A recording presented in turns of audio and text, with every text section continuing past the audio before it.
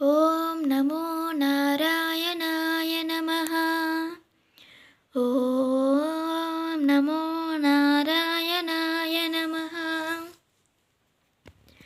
వరహాద్రిక వెంకటాద్రి శ్రీమన్ అభీష్ట వరదాపిలలోకబంధో శ్రీ శ్రీనివాస జగదేక దయైక సింధో శ్రీ దేవతాగృహ భుజాంతర దివ్యమూర్తే శ్రీ వెంకటాచలపతే తవ సుప్రభాతం. శ్రీమన్ కోరిన వరాలిచ్చి అభీష్టములను సిద్ధింపచేసే లోకబంధువుడా శ్రీ శ్రీనివాస ప్రభు, జగత్తుకి దిక్కువైన దయాసముద్రుడా, శ్రీ లక్ష్మీనివాస హృదయుడా వెంకటాచలపతి ప్రభు మేలుకో, నీకిదే సుప్రభాతం.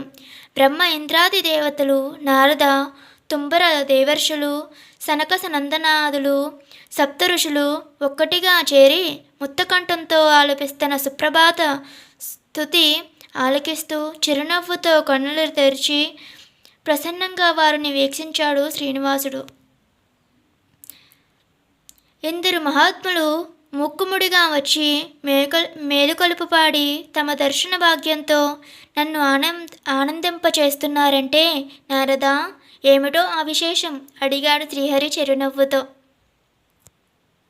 నారదుడు నిష్ఠూరంగా ఓ నిట్టూర్పు విడిచి, ఆ విశేషమేమిటో?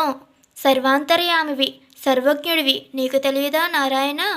నీ ద్వారా పాలకులని ఈ సనక సనందనాథులు శాపఫలాన్నిచ్చి ఉద్ధరించడానికి వాళ్ళకి నువ్విచ్చిన 3 జన్మల వరం. 3 జన్మల్లో నీకు వైరులుగా జన్మించి నీ చేత సంహరించబడి ఆ 3 జన్మల అనంతరం మరలా నీ సన్నిధి చేరుకోవడానికి ఆనాడు జయ విజయులకి నువ్విచ్చిన వరప్రభావం నారాయణ. వారు హిరణ్య కశిపులను దైత్యులుగా జన్మించి హరిభక్తులను నానా హింసలు పెట్టారు. స్వర్గాన్నించి దేవతలను తరిమేశారు, పాతాళాన్ని ఆక్రమించారు. ఇదంతా చాలదన్నట్లు ఆ హిరణ్యాక్షుడు నీ ప్రియసతి భూదేవిని సముద్రంలో ముంచేశాడు. నీకు ప్రియమైన వెంకటాద్రితో సహా అని విన్నవించాడు. అవును మహావిష్ణుదేవ, ఇంతకాలం ఆ దానవ సోదరులు ఆకడాలు ఎలాగో భరించాం. ఇప్పుడు మా తపస్సులకి యజ్ఞ యాగాదులకి ఆలవాలమైన భూమిని కూడా చెరబట్టి సముద్రంలో దాచి మాకు నిలవ నీడ లేకుండా చేశాడు శ్రీనివాస. జగన్నాథ, దరిద్రుని రక్షించి ధర్మాన్ని ప్రతిష్ఠించు, నీవే మాకు దిక్కు, శరణుదేవా శరణు శరణు అని ప్రార్థించారు సప్తఋషులు. వారి ప్రార్థన పూర్తవుతుండగానే మహావిష్ణువు నాసిక నుండి అణువంత ఆకారం బయటికి జారింది. అందరూ ఆశ్చర్యంతో చూస్తుండగానే ఆ అణువు వృద్ధి చెంది చూపుడు వేలంత శ్వేతావరాహం అయి బుడుంగన జారి క్షీరసముద్రంలో పడి మునిగిపోయింది. మరుక్షణం సముద్రాన్ని చీల్చుకుంటూ భయంకరంగా గర్నిస్తూ బ్రహ్మాండమంతటి శ్వేతవరాహం జలాలోంచి పైకి లేచింది. ఆ శ్వేతవరాహుని కోరల మధ్య భూదేవి సురక్షితంగా నిలిచి బత్తితో అంజలి ఘటిస్తుంది. శ్వేతావరహస్వామి గర్నింపులతో బ్రహ్మాండం దద్దరిల్లిపోతుంది. శ్రీ మహావిష్ణువు హిరణ్యాక్ష సంహారానికి భయంకరమైన శ్వేతవరహస్వామిగా అవతరించాడని దేవతలకి మహర్షులకి అర్థమై భయభక్తులతో చేతులు జోడించి శరణు శరణు దేవ శ్వేతవరహస్వామి భూలోక ఉద్ధారక నారాయణ శరణు శరణు అంటూ ప్రార్థించారు.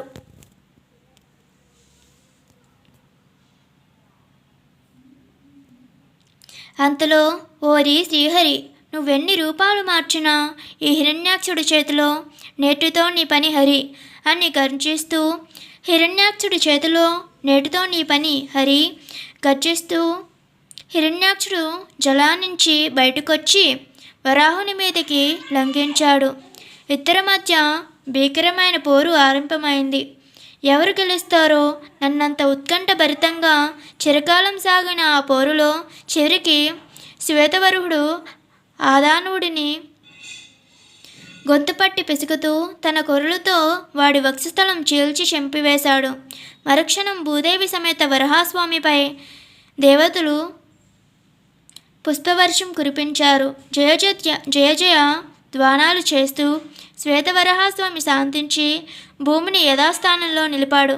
అంతటా బ్రహ్మచేతులు జోడించి, ప్రభు వరహాస్వామి, జగత్తును ఉత్తరించిన నీ పేరిట నేటి నుంచి శ్వేతవరహకల్పము ఆరంభమవుతుంది.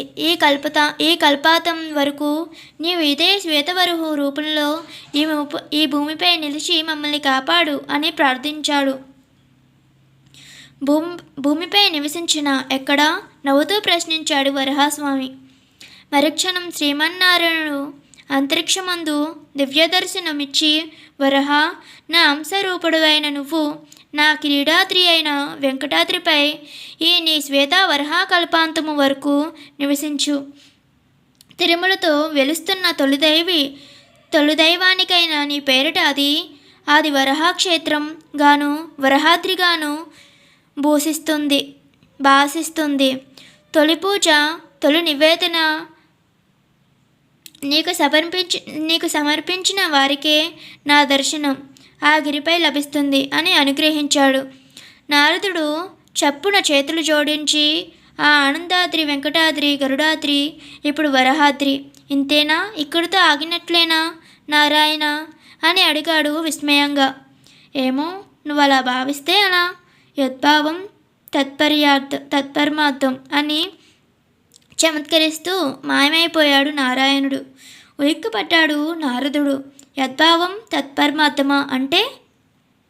ఓం నమో వెంకటేశాయ, ఓం నమో వెంకటేశాయ, ఓం నమో వెంకటేశాయ, ఓం నమో నారాయణాయ నమః. అసురుని హతమార్చి భూదేవిని కాపాడిన శ్వేత వరహాస్వామి.